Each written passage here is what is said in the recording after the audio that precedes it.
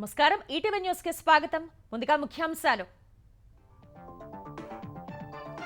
దేశ ప్రగతి కోసం మూడింతల వేగంతో ఎన్డీఏ సర్కార్ కృషి కృత్రిమ మేధ డిజిటల్ టెక్నాలజీలో ప్రపంచానికే దారి చూపుతోందన్న రాష్ట్రపతి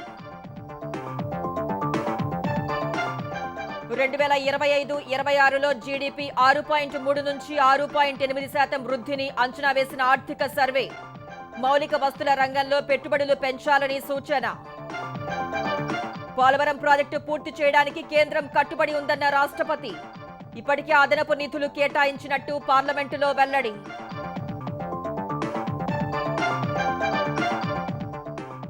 ఏపీలో ఎమ్మెల్సీ ఎన్నికల కోడ్ ముగియగానే డిఎస్సి నోటిఫికేషన్ జూన్ జూలై నాటికి పోస్టింగ్లు ఇస్తామని మంత్రి లోకేష్ స్పష్టీకరణ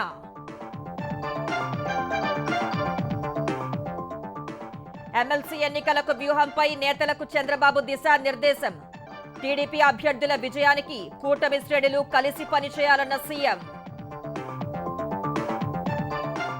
ఉస్మానియా ఆసుపత్రి కొత్త భవన నిర్మాణానికి రేవంత్ భూమి పూజ 2 ఏళ్లలో పూర్తి చేయాలని లక్ష్యాన్ని నిర్దేశించిన ముఖ్యమంత్రి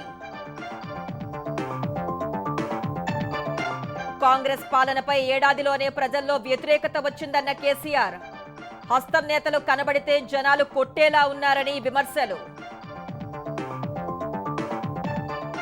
కేసీఆర్ వ్యాఖ్యలపై మండిపడిన సీఎం ఫామ్ హౌస్ లో ఉండి ఆరోపణలు చేయడమేంటని ప్రశ్న అసెంబ్లీకి వస్తే అన్ని లెక్కలు చెబుతామని సవాల్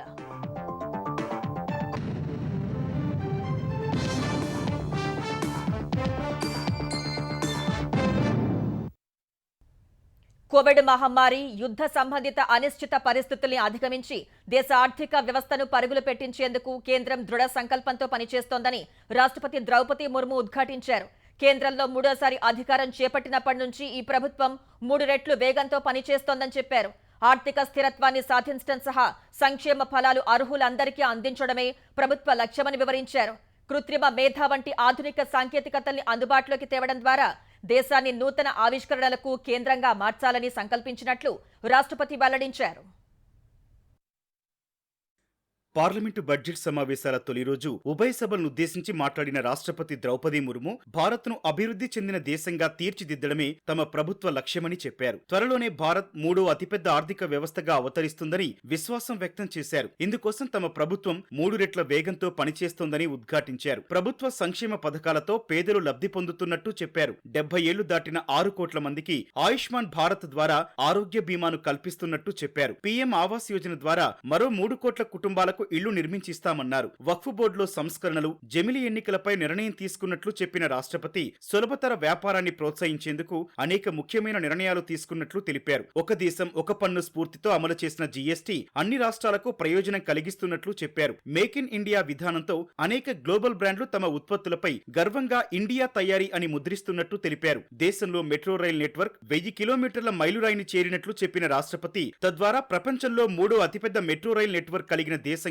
నిలిచిందన్నారు విమానయాన సంస్థలు 1700 కొత్త విమానాలకు ఆర్డర్ చేయడం ద్వారా దేశంలోని వైమానిక రంగం శరవేగంగా పురోగమిస్తోందని తెలిపారు డిజిటల్ టెక్నాలజీ రంగంలో భారత్ గ్లోబల్ ప్లేయర్ గా సత్తా చాటుతోందన్నారు దేశంలో యూపీఐ లావాదేవీల వ్యవస్థ అభివృద్ధి చెందిన దేశాలను ఆకర్షిస్తోందన్నారు ఎంఎస్ఎంఈలకు క్రెడిట్ గ్యారంటీ పథకం ఈ కామర్స్ ఎక్స్పోర్ట్ కేంద్రాలు దేశంలోని అన్ని రంగాలకు ప్రోత్సాహకరంగా మారినట్లు తెలిపారు కృత్రిమ మేధ రంగంలో భారత్ను ఆవిష్కరణల కేంద్రంగా మార్చటమే లక్ష్యమన్న రాష్ట్రపతి ఇప్పటికే ఆ మిషన్ మొదలైందని చెప్పారు అంకుర పరిశ్రమల నుంచి మొదలు క్రీడలు అంతరిక్షం వరకు అన్ని రంగాల్లో యువత దేశ కీర్తి పతాకాన్ని ఎగరవేస్తున్నట్లు తెలిపారు फ्यूचर ऑफ वर्क श्रेणी में एआई और डिजिटल टेक्नोलॉजी अपनाने में भारत दुनिया को रास्ता दिखा रहा है ग्लोबल इनोवेशन इंडेक्स में भी भारत की रैंकिंग 76 से सुधरकर 39 हो गए हैं माननीय सदस्यगण मेरी सरकार राष्ट्रीय शिक्षा नीति के माध्यम से विद्यार्थियों के लिए आधुनिक शिक्षा व्यवस्था तैयार कर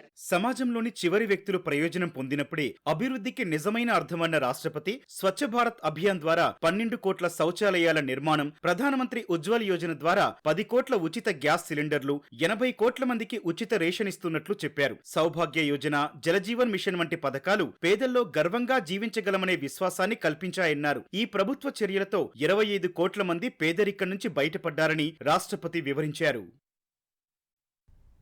రాష్ట్రపతి ద్రౌపది ముర్ము ప్రసంగంపై కాంగ్రెస్ బీజేపీ పరస్పరం విమర్శలు చేసుకున్నాయి. ప్రసంగం తర్వాత రాష్ట్రపతి బాగా అలసిపోయారని కాంగ్రెస్ అగ్రనేత సోనియా గాంధీ అన్నారు. ఆమె మాట్లాడలేకపోయారు పాపం అంటూ విచారం వ్యక్తం చేశారు. సోనియా వ్యాఖ్యలను బీజేపీ తీవ్రంగా తప్పుపట్టింది. ఆమె రాష్ట్రపతిపై చేసిన వ్యాఖ్యలు ఉన్నత పేద ఆదివాసీల పట్ల వ్యతిరేకతను చాటుతున్నాయని బీజేపీ జాతీయ అధ్యక్షుడు జేపీ నడ్డా విమర్శించారు. అత్యున్నత పదవిలో ఉన్న ఆదివాసీ మహిళను అవమానించారని మండిపడ్డారు.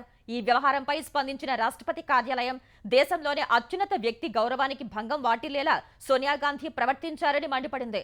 రాష్ట్రపతి ప్రసంగంపై వ్యాఖ్యలు చేసిన వారికి భారతీయ భాష యాసలపై సరైన అవగాహన లేకే ముర్ము అలసిపోయినట్లు అనిపించిందని ప్రకటన విడుదల చేసింది. ఇలాంటి వ్యాఖ్యలు దురదృష్టకరమని, మరోసారి ఇలా జరగకూడదని హెచ్చరించింది. అటు ఆర్థిక వ్యవస్థ మాంద్యాన్ని కప్పిపుచ్చుకోవడానికి బీజేపీ, దాని అనుకూల మీడియా సోనియా గాంధీ వ్యాఖ్యల్ని వక్రీకరించాయని ఏఐసీసీ అధ్యక్షుడు మల్లికార్జున ఖర్గే ఆరోపించారు. రాష్ట్రపతి సహా దేశంలోని ప్రతి పౌరుడిపై కాంగ్రెస్ కు గౌరవం ఉంటుందని, అది తమ సంస్కృతి అని స్పష్టం చేశారు. ప్రపంచవ్యాప్తంగా స్తబ్దత ఉన్నప్పటికీ 2025-26 ఆర్థిక సంవత్సరానికి దేశ వృద్ధి రేటు 6.3 నుంచి 6.8% నమోదవుతుందని ఆర్థిక సర్వే అంచనా వేసింది. ద్రవ్యోల్బణం నియంత్రణలో ఉంటుందని, వస్తు వినియోగం స్థిరంగా ఉంటుందని వెల్లడించింది. గ్రామీణ ప్రాంతాల్లో గిరాకీ పెరుగుతుందన్న ఆర్థిక సర్వే 2047 నాటికి భారత్ అభివృద్ధి చెందిన దేశంగా మారాలంటే వచ్చే 1-2 దశాబ్దాలు 8% వృద్ధి రేటు సాధించాల్సి ఉంటుందని తేల్చి చెప్పింది. వికసిత్ భారత్ కోసం మౌలిక సదుపాయాల రంగంలో పెట్టుబడులు పెంచడం సహా భూ కార్మిక సంస్కరణలు అవసరమంటూ రేపు పార్లమెంటుకు సమర్పించే బడ్జెట్ స్వరూపంపై విస్పష్ట సంకేతాలిచ్చింది. వచ్చే ఆర్థిక సంవత్సరంలో దేశ ఆర్థిక వ్యవస్థ గమనం, వృద్ధి రేటు, ప్రభుత్వ విధానాలపై సంకేతాలిచ్చే ఆర్థిక సర్వేను ఆర్థిక మంత్రి నిర్మలా సీతారామన్ లోక్సభలో ప్రవేశపెట్టారు. 2024-25 ఆర్థిక సంవత్సరానికి రూపొందించిన ఈ సర్వేలో 2025-26 ఆర్థిక సంవత్సరం దేశ వృద్ధి రేటు 6.3 నుంచి 6.8% ఉంటుందని అంచనా వేశారు. దేశీయంగా వాతావరణ పరిస్థితులు, అంతర్జాతీయంగా బలహీన డిమాండ్ కారణంగా గతేడాది తయారీ రంగం ఒత్తిడికి గురైందన్న సర్వే కార్పొరేట్ పెట్టుబడులు తగ్గినందున 2024-25లో భారత వృద్ధి రేటు 6.4% పరిమితం కావచ్చని అంచనా వేసింది. గత 4 ఏళ్లలో ఇదే అత్యల్పమని తెలిపింది. అధిక ప్రజా మూలధనం, వ్యాపార అంచనాలు మెరుగుపడటం కారణంగా పెట్టుబడి కార్యకలాపాలు పుంజుకుంటాయని ఆర్థిక సర్వే అంచనా వేసింది. ఖరీఫ్ పంట చేతికందితే ప్రస్తుత ఆర్థిక సంవత్సరం 4వ త్రైమాసికంలో ఆహార వస్తువుల ధరలు తగ్గుముఖం పడతాయని తెలిపింది. క్షేత్రస్థాయి నిర్మాణాత్మక సంస్కరణలు, నియంత్రణ సడలింపు ద్వారా ప్రపంచ దేశాలతో భారత్ తన పోటీతత్వాన్ని మెరుగుపరుచుకోవాలని పేర్కొంది. 2047 నాటికి భారత్ అభివృద్ధి చెందిన ఆర్థిక వ్యవస్థగా మారాలంటే 1-2 దశాబ్దాలు దేశం 8% వృద్ధి రేటును నమోదు చేయాల్సి ఉంటుందని ఆర్థిక సర్వే స్పష్టం చేసింది. అవసరమైన వృద్ధిని సాధించాలంటే పెట్టుబడులు 31% నుంచి 35% పెరగాలని సూచించింది. ఇందుకు సంస్కరణలపై దృష్టి పెట్టాలని, తయారీ రంగాన్ని మరింత అభివృద్ధి చేయాలని తెలిపింది. వికసిత్ భారత్ కోసం భూ కార్మిక సంస్కరణలు అవసరమని తేల్చి చెప్పింది. కృత్రిమ మేధ, రోబోటిక్స్, బయోటెక్నాలజీ వంటి అభివృద్ధి చెందుతున్న సాంకేతిక పరిజ్ఞానాల్లో పెట్టుబడులు పెట్టాలని పేర్కొంది. కృత్రిమ మేధకు సంబంధించి సరైన పాలనా చట్టం లేనందున ఆ సాంకేతికత దుర్వినియోగమయ్యే అవకాశం ఉందని సర్వే అభిప్రాయపడింది. అమెరికా డాలర్ బలపడటం, భౌగోళిక రాజకీయ ఉద్రిక్తతలు, అమెరికా ఎన్నికల చుట్టూ నెలకొన్న అనిశ్చితి వల్ల గతేడాది డాలర్తో పోలిస్తే రూపాయి మారక విలువ తగ్గినట్లు సర్వే తెలిపింది. అధిక వృద్ధి రేటును కొనసాగించడానికి వచ్చే 2 దశాబ్దాలు మౌలిక సదుపాయాల రంగంలో పెట్టుబడులను నిరంతరం పెంచాల్సిన అవసరముందన్న సర్వే రేపటి బడ్జెట్లో మౌలిక సదుపాయాల రంగానికి నిధులు పెంచుతారనే సంకేతాలిచ్చింది. దేశీయంగా ఆర్థిక స్థిరత్వం, రోడ్లు, మెట్రో నెట్వర్క్ వంటి మౌలిక సదుపాయాల విస్తరణ ద్వారా దేశవ్యాప్తంగా రియల్ ఎస్టేట్ మార్కెట్ బాగా రాణించినట్టు సర్వే తెలిపింది. దేశంలో ఇళ్ల డిమాండ్ 2036 నాటికి 9,30,00,000 యూనిట్లకు చేరుతుందని సర్వేలో చెప్పడం ద్వారా ఈ రంగంలో మరిన్ని సంస్కరణలు తెస్తామన్న సంకేతాలను కేంద్రం ఇచ్చింది. భారత్లో డేటా సెంటర్ మార్కెట్లో 2023లో $4.5 బిలియన్ ఉండగా అది 2032 నాటికి $11.6 బిలియన్ చేరుకుంటుందని సర్వే అంచనా వేసింది. ఔషధ రంగంలో పరిశోధన, అభివృద్ధిపై ఖర్చు గ్లోబల్ లీడర్లతో పోలిస్తే ఇప్పటికీ తక్కువగా ఉన్నందున ఆవిష్కరణ, కొత్త ఔషధ అభివృద్ధి, బయోఫార్మాస్యూటికల్స్ పై ఫార్మా రంగం దృష్టి పెట్టాలని సర్వే సూచించింది. 2023-24లో ఔషధ రంగంలో వార్షిక టర్నోవర్ 4.17 లక్షల కోట్ల రూపాయలకు చేరగా గత 5 ఏళ్లలో సగటున 10.1% వృద్ధి నమోదైనట్టు సర్వే తెలిపింది. మొత్తం టర్నోవర్లో ఎగుమతులు 50% ఉన్నట్టు పేర్కొంది. కార్పొరేట్ రంగం సామాజిక బాధ్యతకు చేసే ఖర్చు పెంచాలన్న సర్వే పప్పు ధాన్యాలు, నూనె గింజలు, టమాటో, ఉల్లి ఉత్పత్తిని పెంచడానికి పరిశోధన జరగాలని సూచించింది. 5G సేవలు అందుబాటులోకి రావడంతో దేశంలో డిజిటల్ కనెక్టివిటీ పెరిగిందని తెలిపింది. వారానికి 70 నుంచి 90 గంటలు పనిచేయాలన్న అంశంపై చర్చ నడుస్తుండగా వారానికి 60 గంటల కంటే ఎక్కువ పనిచేస్తే అది ఆరోగ్యంపై ప్రతికూల ప్రభావం చూపుతుందని కొన్ని అధ్యయనాలు సూచించినట్టు తెలిపింది. 2014 తర్వాత విదేశాల నుంచి ఎలాంటి భయాలు లేకుండా బడ్జెట్ సమావేశాలు జరగటం ఇదే మొదటిసారి అని ప్రధాని నరేంద్ర మోదీ అన్నారు. పార్లమెంటు బడ్జెట్ సమావేశాలు ప్రారంభం కావడానికి ముందు ప్రధాని మీడియాతో మాట్లాడారు. ప్రతిసారి బడ్జెట్ సమావేశాలకు ముందు దేశ ప్రజల్లో గందరగోళం సృష్టించేందుకు విదేశీ శక్తులు ప్రయత్నించిన ఉదంతాలను 2014 నుంచి చూస్తున్నానని చెప్పారు. అలాంటి ఎత్తులకు ఆజ్యం పోసేందుకు దేశంలోనే చాలా మంది సిద్ధంగా ఉంటారని విపక్షాలను ఉద్దేశించి మోదీ విమర్శలు గుప్పించారు. పేదలు మధ్యతరగతి కుటుంబాలను ఆశీర్వదించాలని లక్ష్మీదేవిని ప్రార్థించినట్లు చెప్పిన మోదీ 2047 నాటికి అభివృద్ధి చెందిన భారతదేశ నిర్మాణ లక్ష్యాన్ని చేరుకోవడంలో ఈసారి బడ్జెట్ కొత్త విశ్వాసాన్ని, శక్తిని నింపుతుందని ఆకాంక్షించారు. हम सर्वांगीण विकास के संकल्प को लेकर के मिशन मोड में आगे बढ़ते जा रहे हैं. इनोवेशन, इंक्लूजन और इन्वेस्टमेंट ये लगातार हमारे आर्थिक गतिविधि के रोड मैप का आधार रहा है. इस सत्र में हमेशा की तरह कई ऐतिहासिक बिल पर सदन को चर्चा होगी और व्यापक मंथन के साथ वो राष्ट्र की ताकत बढ़ाने का काम करने वाला कानून बनेंगे. विशेषकर नारी शक्ति के गौरव को पुनः प्रस्तावित करना, पंथ संप्रदाय के भेद से मुक्त होकर के हर नारी को सम्मानपूर्ण जीवन मिले, उसको भी समान अधिकार मिले, उस दिशा में इस सत्र में कई महत्वपूर्ण निर्णय लिए जाए. పోలవరం సత్వర నిర్మాణానికి కేంద్రం కట్టుబడి ఉందని రాష్ట్రపతి ద్రౌపది ముర్ము స్పష్టం చేశారు. పార్లమెంటు బడ్జెట్ సమావేశాల తొలి రోజున ఉభయ సభల్ని ఉద్దేశించి చేసిన ప్రసంగంలో రాష్ట్రపతి పోలవరం ప్రాజెక్టును ప్రత్యేకంగా ప్రస్తావించారు. ఈ ప్రాజెక్టును పూర్తి చేయడానికి కట్టుబడి ఉన్నామన్న ఆమె ఇప్పటికే అదనపు నిధుల్ని కేటాయించినట్లు వివరించారు. पोलावरम सिंचाई परियोजना को पूरा करने के लिए 12,000 करोड़ रुपया की अतिरिक्त राशि भी स्वीकृत की गई है.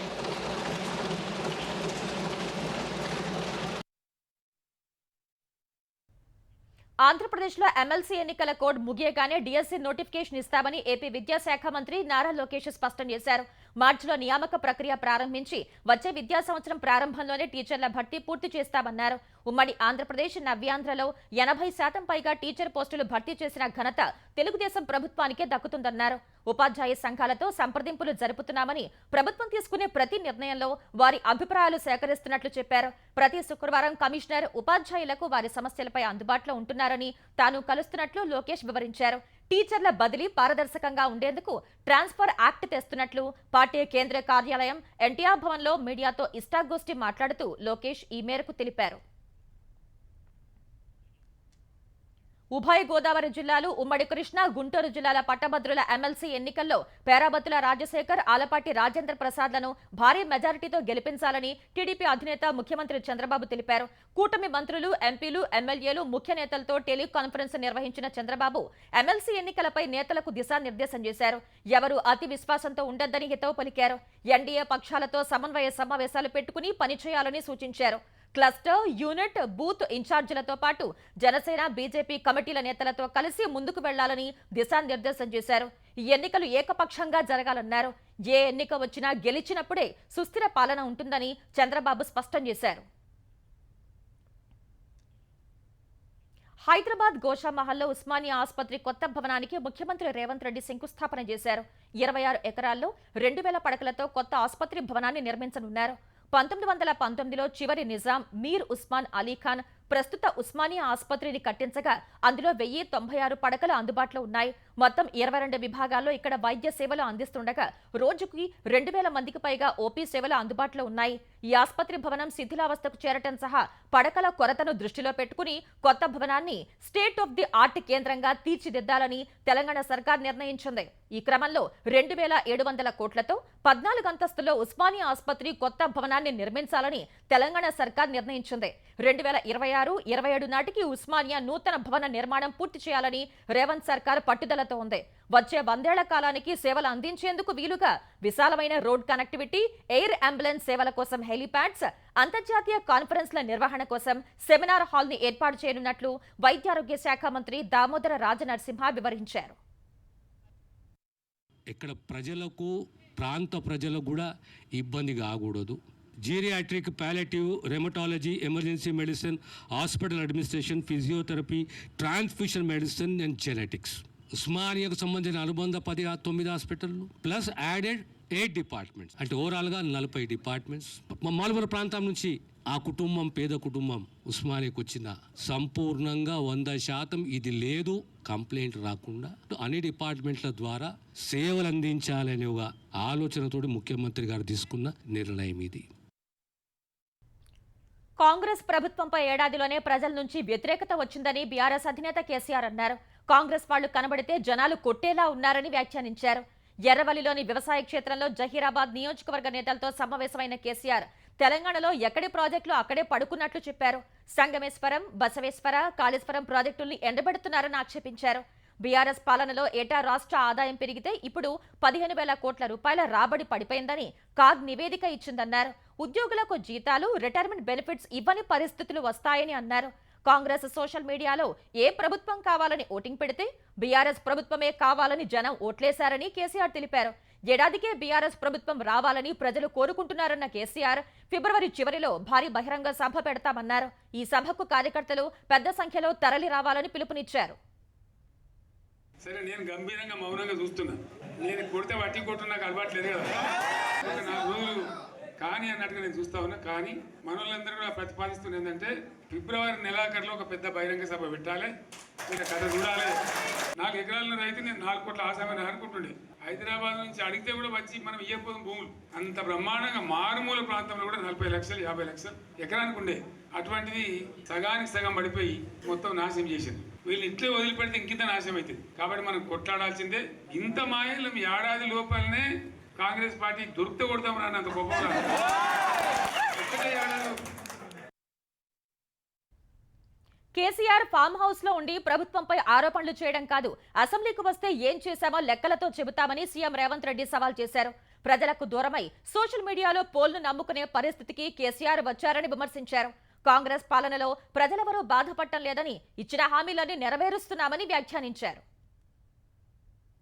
రంగారెడ్డి జిల్లా మొగిలిగిద్ద ప్రభుత్వ ఉన్నత పాఠశాల 150వ వార్షికోత్సవానికి హాజరైన సీఎం రేవంత్ రెడ్డి ఈ పాఠశాలలో దివంగత గవర్నర్ సత్యనారాయణ రెడ్డి, మాజీ సీఎంలు బూర్గుల రామకృష్ణారావు, మర్రి చెన్నారెడ్డి వంటి గొప్ప నాయకులు చదువుకున్నారని గుర్తు చేశారు. పాఠశాల అభివృద్ధికి 16 కోట్ల రూపాయలు మంజూరు చేశామన్నారు. మొగిలిగిద్దలో అడ్వాన్స్ టెక్నాలజీ సెంటర్ను మంజూరు చేశారు. ప్రభుత్వ విద్యా సంస్థలను తమ ప్రభుత్వం బలోపేతం చేస్తోందని తెలిపారు. ప్రభుత్వం ఏర్పడిన 55 రోజుల్లోనే డిఎస్సి నియామక ప్రక్రియ పూర్తి చేశామన్నారు. వర్సిటీలను కూడా అభివృద్ధి చేస్తున్నట్లు తెలిపారు. యువతను క్రీడల వైపు ప్రోత్సహించడానికి యంగ్ ఇండియా వర్సిటీ ఏర్పాటు చేశామని గుర్తు చేశారు. అనంతరం బహిరంగ సభలో పాల్గొన్న సీఎం రేవంత్ రెడ్డి బీఆర్ఎస్ అధినేత కేసీఆర్ పై తీవ్రంగా మండిపడ్డారు. తెలంగాణను అప్పుల రాష్ట్రంగా మార్చారని విమర్శించారు. రుణమాఫీ చేయలేదంటోన్న కేసీఆర్ అసెంబ్లీకి వస్తే లెక్కలు చెబుతామన్నారు. నేను సూటిగా సవాలు విసురుతున్న చంద్రశేఖరరావు గారికి వేదిక మీద నుంచి, ఫామ్ హౌస్ లో ఉండి వచ్చిన వాళ్ళకి జోలి చెప్పుడు కాదు, అసెంబ్లీకి రా, లెక్కలు చెప్తా.